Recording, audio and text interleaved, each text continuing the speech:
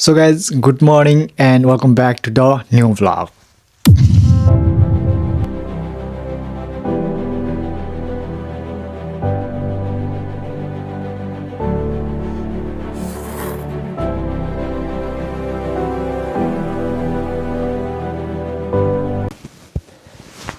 So guys म चाहिँ night कामदेखि भर्खरै आएको है। हिजो बेलुकीको 8 बजेबाट आज बिहानको 8 बजेसम्म ठ्याक्कै 12 घण्टा नाइट कामदेखि आएको र मेरो हालत चाहिँ यस्तो छ है। सब कपडाहरू फोहोर भएको छ है, ग्रिसहरू लागेको छ र काम पनि त्यस्तै छ है। मेसिनहरू खोल्ने फुकाल्ने जोड्ने हैन, सब ग्रिसहरू धुलोहरू लाग्छ र अब चाहिँ मेरो काम चाहिँ अर्को हप्ताको सोमबारको बेलुकी 5 बजेदेखि रातिको 1 बजेसम्म काम छ। सो अब चाहिँ मसँग आज शनिबार, आइतबार र सोमबार 3 दिन बिदा छ र यो 3 दिनमा चाहिँ मैले केही रमाइला मोमेन्टहरू चाहिँ यो भिडियोमा क्याप्चर गरेको छु। सो भिडियो चाहिँ लास्टसम्म हेर्नु होला है त। If you wanna know what it's like, I can't stay forever, stay forever. So guys मेरो चाहिँ 2-3वटा भिडियोमा चाहिँ है कुन क्यामेरा युज गर्नुहुन्छ, भिडियो क्वालिटी एकदमै राम्रो लाग्यो भनेर चाहिँ कमेन्ट गर्नुभएको थियो है। र मैले चाहिँ 2टा क्यामेरा युज गर्छु। एउटा चाहिँ मेरो आइफोनको क्यामेरा हो र अर्को चाहिँ यो गोप्रो टाइपको है, DJI को एक्सन 5 प्रो र अहिले चाहिँ बजारमा है DJI को एक्सन 6 पनि आएको छ। र एज अ बिगिनर हैन, भर्खरै भ्लगिङ गर्ने सोचमा हुनुहुन्छ भने यो क्यामेरा चाहिँ एकदमै राम्रो छ है त। सो गाइस जापानको लाइफ चाहिँ कस्तो चलिरहेको छ भनेपछि है, सोमबार काम स्टार्ट हुन्छ। सोमबार काममा पस्यो भने शुक्रबारसम्म चाहिँ सेम लाइफस्टाइल हुन्छ है। काममा गयो, आयो, खायो, सुत्यो, काममा गयो, आयो, खायो, सुत्यो। अनि 2 दिन बिदा हुन्छ, शनिबार र आइतबार। अनि यो हप्ता चाहिँ मेरो नाइट थियो है। अनि आएर खाना खाएर सुतेको, भर्खर उठेको है, जम्मा 3 घण्टा सुतेछ र अहिले चाहिँ बेलुकीको त्यस्तै 4 बजिसक्यो है। र आजको दिन अलमोस्ट सक्यो र अब चाहिँ अलिकति सुपातिर जानु पर्यो। अनि फेरि पैसा पे गर्नु छ कि यस्तरी बिल आउँछ है जापानमा। फेरि म्याकाडक्स एउटा बिल, 2टा बिल है, 2टा बिल छ चाहिँ पैसा पे गर्नु पर्यो, सुपातिर जानु पर्यो। आज चाहिँ जापानको एउटा त्यो डङ्की होडो भन्ने हुन्छ है, त्यहाँ चाहिँ अलिकति घरतिर पठाउने सामानहरू किन्नु छ। त्यहाँ जाम होइन, त्यता भिजिट गरौँ। अनि त्यसपछि अरू के कस्तो हुन्छ, किप वाचिङ है त।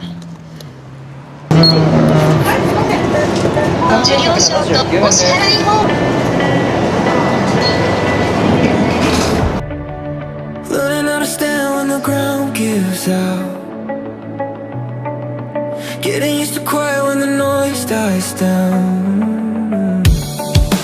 I can see the damage when I look around, but I'm still here breathing, so I'm here for now. If I so guys जापानमा चाहिँ है लोटो काट्ने चलन छ के। लोटो भनेको चाहिँ अब जापानिजमा लोटो भयो, नेपालीमा चाहिँ चिट्ठा काट्ने चलन छ है। अनि जापानमा चाहिँ चिट्ठा चाहिँ धेरै टाइपको हुन्छ के है। अनि म चाहिँ जापान आएदेखि है एउटा लोटो 6 भन्ने चिट्ठा हुन्छ है, त्यो चाहिँ मैले रेगुलर काटिरहेको छु है। अनि आजसम्म चाहिँ त्यो पैसा काउन्ट गर्ने बेला चाहिँ मैले लगभग 50-60 हजारको चाहिँ मैले त्यो चिट्ठा मात्र काटिसकेँ है। तर एकपल्ट पनि परेको छैन। र यसमा चाहिँ के हुन्छ भने चाहिँ लोटो 6 भनेपछि चाहिँ 6वटा अङ्क चुज गर्नुपर्ने हुन्छ है। 6वटामा 6वटै अङ्क मिल्यो भने चाहिँ है त्यस्तै 5-6 करोडै पाउँछ कि है। अनि 6वटामा चाहिँ त्यस्तै 4 देखि 5वटा अङ्क मिल्यो भने चाहिँ त्यस्तै 40 देखि 50 लाखसम्म पाउँछ है। अनि त्यही 40 देखि 50 लाख पाउने चक्करमा चाहिँ मेरो है आजसम्म 50-60 हजारै खर्च भइसक्यो है। एउटाको प्राइस चाहिँ जम्मा 200 रुपियाँ हुन्छ।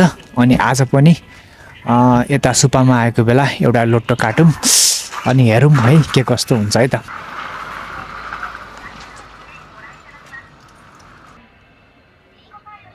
はい、お願いします。はい、で200円ちょうどいただきます。ロト6 1枚お回し込み。このねところがねちょっと触っちゃってるのでね、ちょっと30ですね。そうそうそう、そこ消してもらって。सो गाइस लोटो 6 अब पर्छ करोड।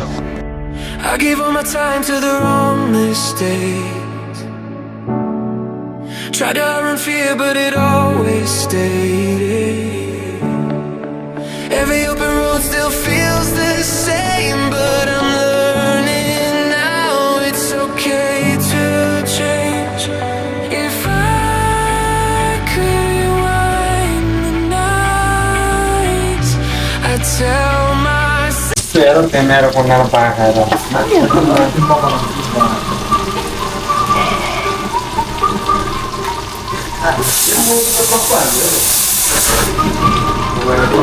ताले त हिँड्नु हो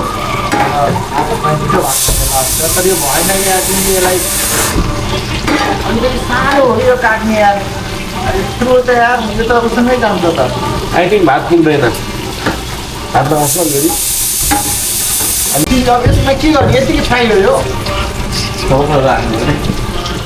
बनाऊ यार मैले यार आमाले के बनाएको डढिसकेको अब टमाटर हाल्छ ओमा क्यामेरा हाले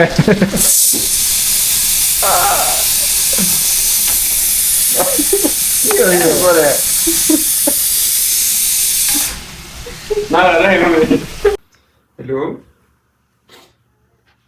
हजुर